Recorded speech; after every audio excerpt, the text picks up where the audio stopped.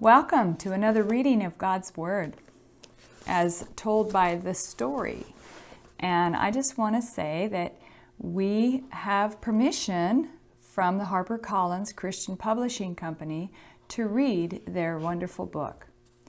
Today's story is called God Builds a Nation. This is chapter 2. The Lord had said to Abram, "Go from your country, your people, and your father's household to the land I will show you. I will make you into a great nation, and I will bless you. I will make your name great, and you will be a blessing. I will bless those who bless you, and whoever curses you, I will curse. And all people on earth will be blessed through you." So Abram went as the Lord had told him, and Lot went with him. Abram was 75 years old when he set out from Haran.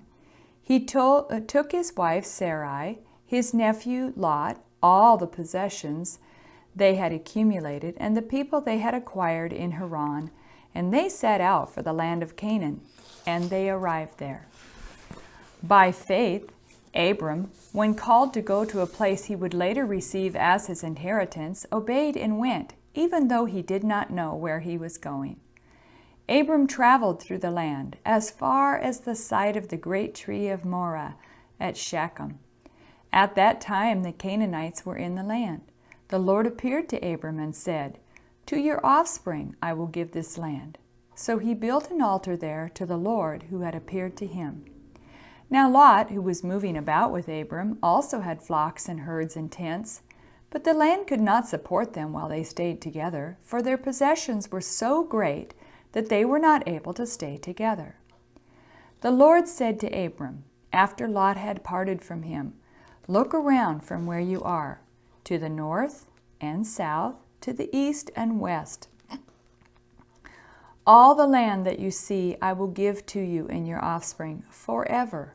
I will make your offspring like the dust of the earth, so that if anyone could count the dust, then your offspring could be counted.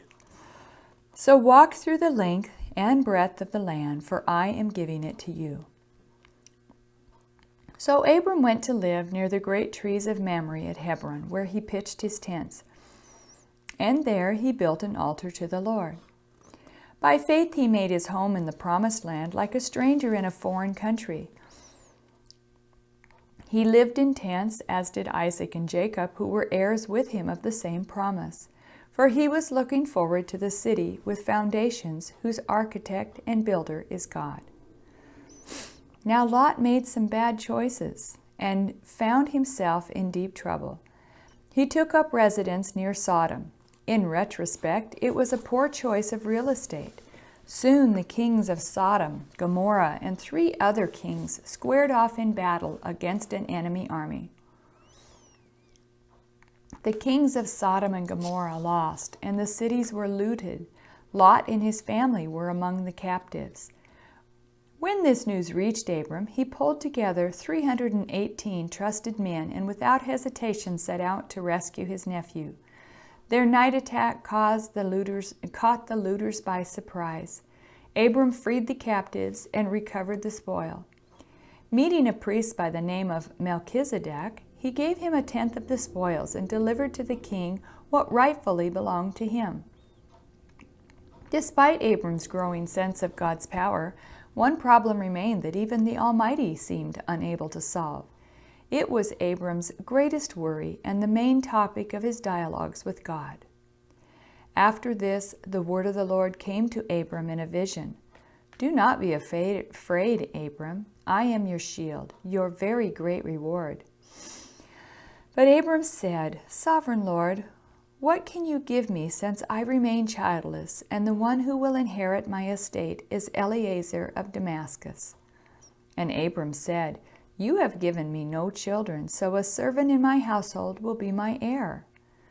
Then the word of the Lord came to him, "This man will not be your heir, but a son who is your own flesh and blood will be your heir."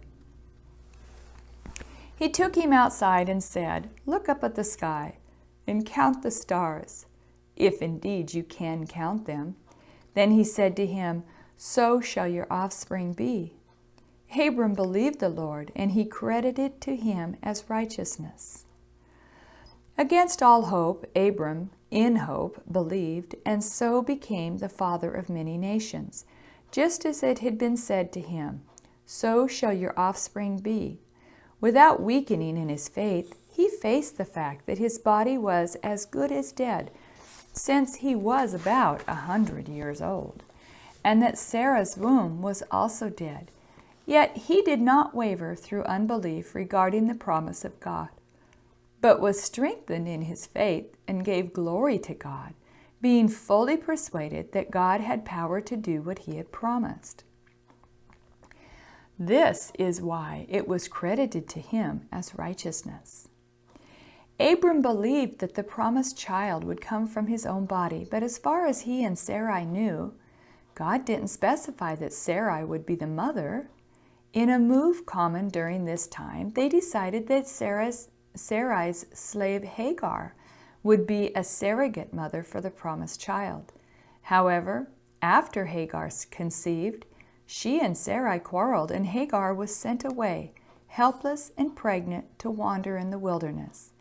Just as she despaired of her life, God spoke to her. Then the angel of the Lord told her, "Go back to your mistress and submit to her."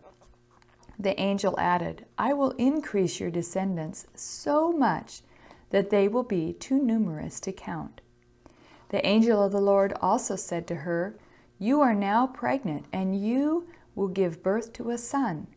You shall name him Ishmael, for the Lord has heard of your misery. He will be a wild donkey of a man. His hand will be against everyone, and everyone's hand against him. And he will live in hostility towards all his brothers." She gave this name to the Lord who spoke to her. "You are the God who sees me." For she said, "I have now seen the one who sees me." That is why the well was called Ber Lahoroi. It is still there between Kadesh and Bered. So Hagar bore Abram a son, and Abram gave the name Ishmael to the son she had born. Abram was 86 years old when Hagar bore him Ishmael. When Abram was 99 years old, the Lord appeared to him and said, "I am God Almighty. Walk before me faithfully and be blameless. Then I will make my covenant between me and you and will greatly increase your numbers." Abram fell face down, and God said to him, "As for me, this is my covenant with you. You will be the father of many nations. No longer will you be called Abram. Your name will be Abraham. For I have made you a father of many nations. I will make you very fruitful. I will make nations of you, and kings will come from you. I will establish my covenant as an everlasting covenant between me and you and your descendants after you, for the generations to come, to be your God and the God of your descendants after you. The whole land of Canaan, where you now reside as a foreigner, I will give as an everlasting possession to you and your descendants after you, and I will be their God." Then God said to Abraham, "As for you, you must keep my covenant, you and your descendants after you, for the generations to come. This is my covenant with you and your descendants after you, the covenant you are to keep. Every male among you shall be circumcised. You are to undergo circumcision, and it will be the sign of the covenant between me and you. Any uncircumcised male who has not been circumcised in the flesh will be cut off from his people. He has broken my covenant." God also said to Abraham, "As for Sarai, your wife, you are no longer to call her Sarai. Her name will be Sarah. I will bless her and will surely give you a son by her. I will bless her so that she will be the mother of nations. Kings of peoples will come from her." Now the Lord was gracious to Sarah as he had said, and the Lord did for Sarah what he had promised. Sarah became pregnant and bore a son to Abraham in his old age, at the very time God had promised him. And by faith, even Sarah, who was past childbearing age, was enabled to bear children because she considered him faithful who had made the promise. And so from this one man, and he as good as dead, came descendants as numerous as the stars in the sky and as countless as the sand on the seashore. Abraham gave the name Isaac to the son Sarah bore him. When his son Isaac was 8 days old, Abraham circumcised him as God commanded him. Abraham was 100 years old when his son Isaac was born to him. Sarah said, "God has brought me laughter, and everyone who hears about this will laugh with me." And she added, "Who would have said to Abraham that Sarah would nurse children? Yet I have borne him a son in his old age." God gave Abraham a child of promise, but Abraham had a child already through Hagar, Ishmael. What would become of him? The child grew and was weaned, and on the day Isaac was weaned, Abraham held a great feast. But Sarah saw that the son whom Hagar the Egyptian had borne to Abraham was mocking, and she said to Abraham, "Get rid of that slave woman and her son, for that woman's son will never share in the inheritance with my son Isaac." The matter distressed Abraham greatly because it concerned his son. But God said to him, "Do not be so distressed about the boy and your slave woman. Listen to whatever Sarah tells you, because it is through Isaac that your offspring will be reckoned. I will make the son of the slave into a nation also, because he is your offspring." Well, early the next morning, Abraham took some food and a skin of water and gave them to Hagar. He set them on her shoulders and then sent her off with the boy. She went on her way and wandered in the desert of Beersheba. When the water in the skin was gone, she put the boy under one of the bushes. Then she went off and sat down about a bow shot away, for she thought, "I cannot watch the boy die." And as she sat there, she began to cry. Well, God heard the boy crying, and the angel of God called to Hagar from heaven and said to her, "What is the matter, Hagar? Do not be afraid. God has heard the boy crying as he lies there. Lift the boy up, take him by the hand, for I will make him into a great nation." Then God opened her eyes, and she saw a well of water. So she went and filled the skin with water and gave the boy a drink. Now God was with the boy as he grew up. He lived in the desert and became an archer. Well, sometime later, God tested Abraham. He said to him, "Abraham?" "Here I am," he replied. Then God said, "Take your son, your only son, whom you love, Isaac, and go to the region of Moriah. Sacrifice him there as a burnt offering on a mountain I will show you." Early the next morning, Abraham got up and loaded his donkey. He took with him 2 of his servants and his son Isaac. When he had cut enough wood for the burnt offering, he set out for the place God had told him about. On the 3rd day, Abraham looked up and saw the place in the distance. He said to his servants, "Stay here with the donkey while I and the boy go over there. We will worship, and then we will come back to you." Well, Abraham took the wood for the burnt offering and placed it on his son Isaac, and he himself carried the fire and the knife. As the 2 of them went on together, Isaac spoke up and said to his father, "Father?" "Yes, my son," Abraham replied. "The fire and the wood are here," Isaac said, "but where is the lamb for the burnt offering?" Well, Abraham answered, "God himself will provide the lamb for the burnt offering, my son." And the 2 of them went on together. When they reached the place God had told him about, Abraham built an altar there and arranged the wood on it. He bound his son Isaac and laid him on the altar, on top of the wood. Then he reached out his hand and he took the knife to slay his son. But the angel of the Lord called out to him from heaven, "Abraham, Abraham!" "Here I am," he replied. "Do not lay a hand on the boy," he said. "Do not do anything to him. Now I know that you fear God, because you have not withheld from me your son, your only son." Abraham looked up, and there in a thicket he saw a ram caught by its horns. He went over and took the ram and sacrificed it as a burnt offering instead of his son. By faith, Abraham, when God tested him, offered Isaac as a sacrifice. He who had embraced the promises was about to sacrifice his one and only son, even though God had said to him, It is through Isaac that your offspring will be reckoned." Abraham reasoned that God could even raise the dead, and so, in a manner of speaking, he did receive Isaac back from the dead. So Abraham called that place, "The Lord will provide," and to this day it is said, "On the mountain of the Lord it will be provided."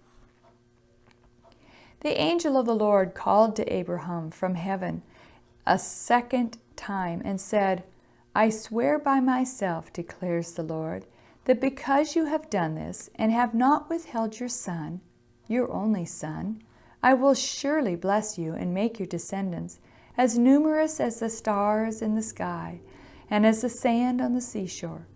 Your descendants will take possession of the cities of their enemies, and through your offspring all nations on earth will be blessed, because you have obeyed me." Well, eventually Sarah died, and Abraham bought a field and buried her, wondering all the while what would become of him and Isaac and God's promise. Abraham had taken another wife, a woman named Keturah, and had more children, yet his entire estate went to the special son of promise, to Isaac. Abraham died when he was 175 years old and was laid to rest next to Sarah. But the story is far from over. Isaac married Rebekah. As was the custom, she was chosen for him, but he truly loved her. 20 years after the wedding, the couple was still childless, but in response to many prayers, Rebekah gave birth to twins. Esau, the elder brother, grew up to love the outdoors and hunting. He was his dad's favorite. Jacob, the younger brother, was quiet and stayed at home. He was clearly his mother's favorite.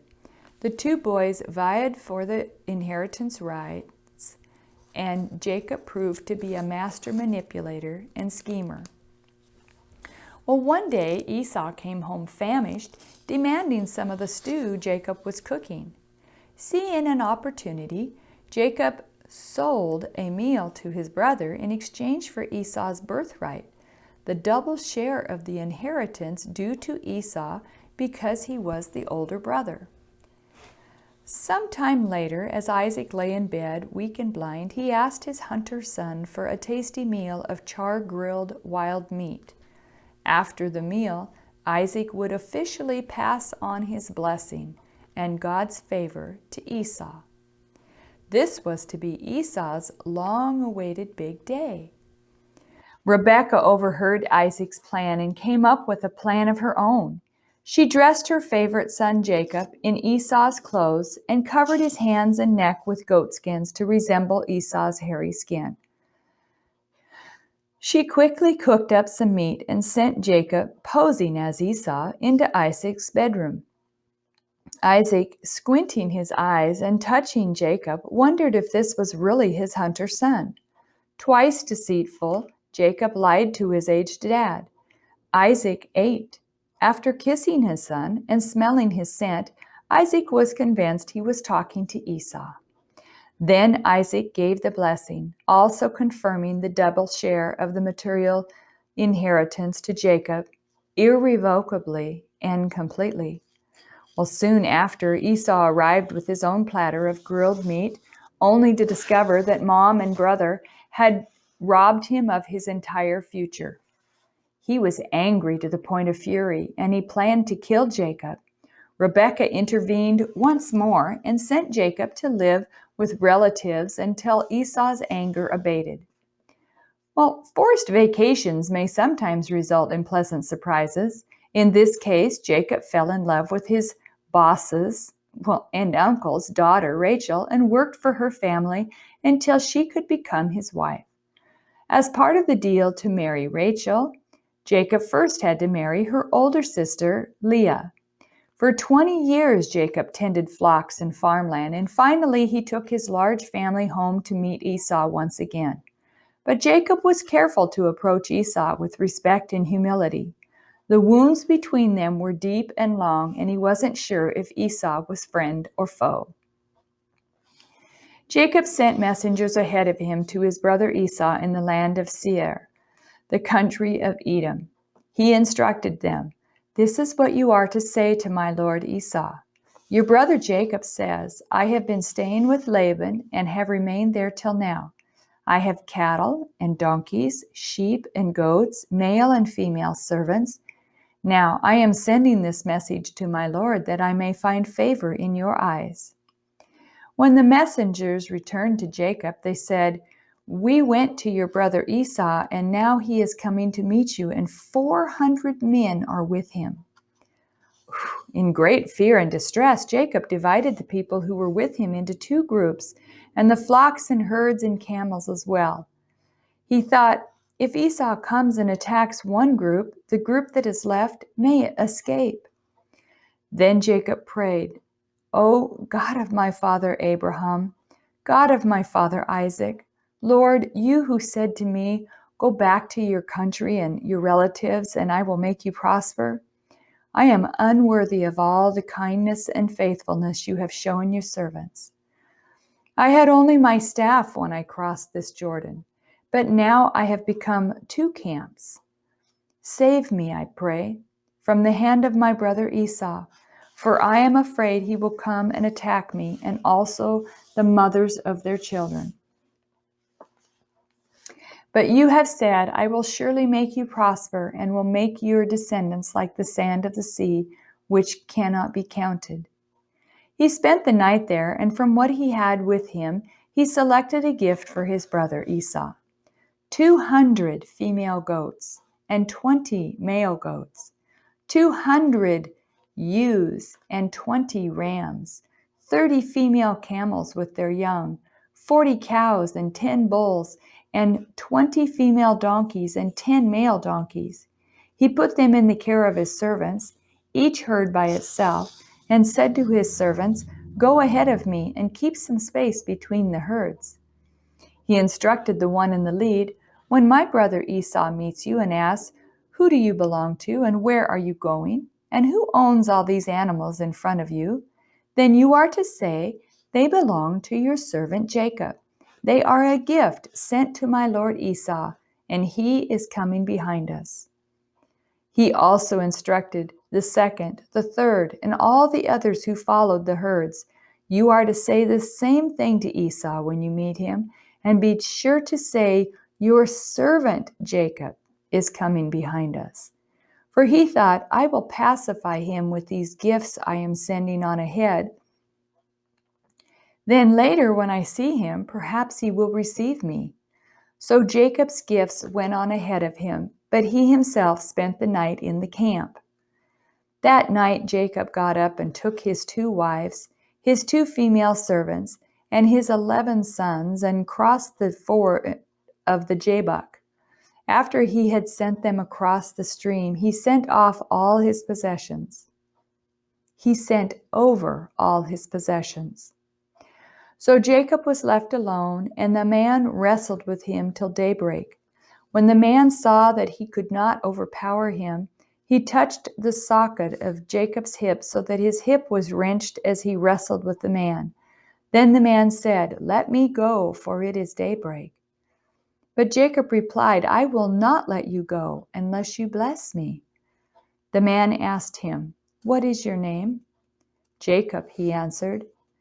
Then the man said, "Your name will no longer be Jacob, but Israel, because you have struggled with God and with humans and have overcome."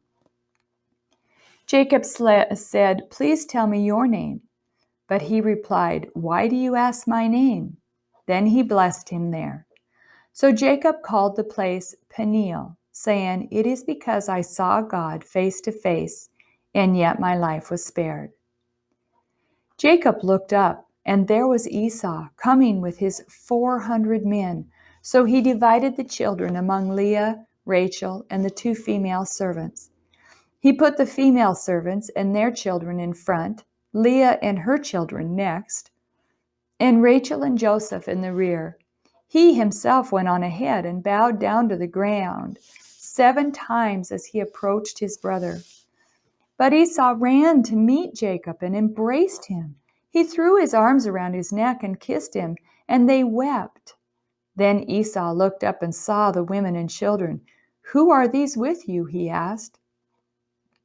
Jacob answered, "They are the children God has graciously given your servant." Then the female servants and their children approached and bowed down. Next Leah and her children came and bowed down. And last of all came Joseph and Rachel, and they too bowed down before Esau. Esau asked, "What is the meaning of all these flocks and herds I met?" "To find favor in your eyes, my lord," he said. But Esau said, "I already have plenty, my brother. Keep what you have for yourself." "Oh, no, please," said Jacob.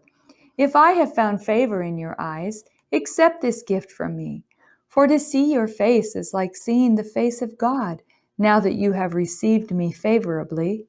Please accept the present that was brought to you, for God has been gracious to me, and I have all I need." And because Jacob insisted, Esau accepted it. Then Esau said, "Let us be on our way. I'll accompany you." Then God said to Jacob, "Go up to Bethel and settle there and build an altar there to God, who appeared to you when you were fleeing from your brother Esau." So Jacob said to his household and to all who were with him, "Get rid of the foreign gods you have with you and purify yourselves and change your clothes. Then come, let us go up to Bethel, where I will build an altar to God who answered me in the day of my distress, and who has been with me wherever I have gone." So they gave Jacob all the foreign gods they had and the rings in their ears, and Jacob buried them under the oak at Shechem. Then they set out, and the terror of God fell on the towns all around them, so that no one who pursued them. Jacob and all the people with him came to Luz, that is, Bethel, in the land of Canaan. And there he built an altar, and he called the place El Bethel, because it was there that God revealed himself to him when he was fleeing from his brother. After Jacob returned from Paddan Aram, God appeared to him again and blessed him. God said to him, "Your name is Jacob, but you will no longer be called Jacob. Your name will be Israel." So he named him Israel. And God said to him, "I am God Almighty. Be fruitful and increase in number. A nation and a community of nations will come from you, and kings will be among your descendants. The land I gave to Abraham and Isaac I also gave to you, and I will give this land to your descendants after you." Then they moved on from Bethel. While they were still some distance from Ephrath, Rachel began to give birth and had great difficulty.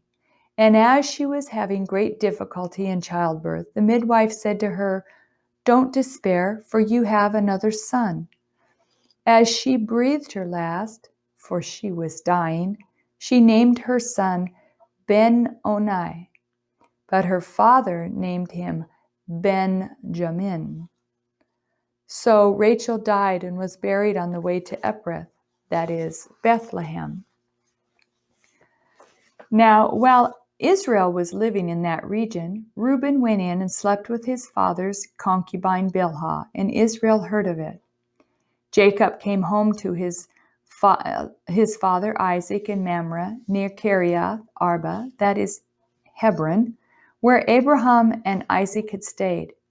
Isaac lived 180 years. Then he breathed his last and died and was gathered to his people, old and full of years. And his sons, Esau and Jacob, buried him. God's story of promise and prosperity moves from Jacob to his son Joseph. Of Jacob's 12 sons, Joseph was clearly Jacob's favorite, leading the rest of Jacob's brothers to resent their younger brother. Jacob only heightened the family stress when he gave a beautiful coat to Joseph. And Joseph didn't help matters when he twice told his older brothers that he had a dream that they would someday bow down to him. Finally, the brothers had heard enough from their arrogant little brother. They hatched a conspiracy. For 17-year-old Joseph, it would be a very bad day indeed. Now, Jacob had 12 sons, and these are the sons of Jacob, who were born to him in Padan Aram. The sons of Rachel, who was his favorite, she had 2 sons named Joseph and Benjamin. The sons of Leah were Issachar and Zebulun. The sons of Leah's servant Zilpah were Gad and Asher, and the sons of Rachel's servant Bilhah were Dan and Naphtali. Well, then Leah had some more sons. She had Simeon, Levi, Judah, and Reuben, the firstborn. I guess Leah started having children first. So, thank you for joining us today, and I will be back.